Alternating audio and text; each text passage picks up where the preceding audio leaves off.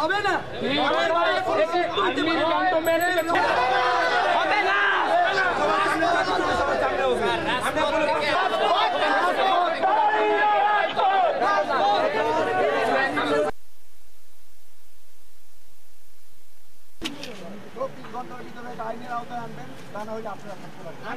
আমিও আরো একইভাবে তোমার সাথে মর্মাহত। কথা বলতে দেন ভাই।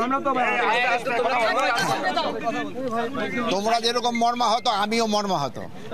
যে জিনিসটা ঘটছে এটা আমার অগোচরে ঘটছে, এই জন্য আমি এইটার সাথে যারা যারা জড়িত তাদের আমি অলরেডি সাসপেন্ড করার অর্ডার দিয়ে দিছি এবং আমি একটা হাই পাওয়ার কমিটি করে দিছি এটা ইনভেস্টিগেশন করার জন্য।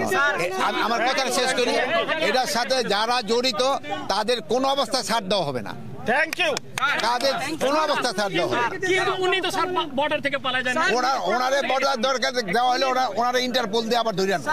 এটার মধ্যে স্যার এইটার ক্ষেত্রে আমি তো বললাম ভাই যারা এটার সাথে জড়িত তাদের শাস্তির আওতায় অবশ্যই আনা হবে।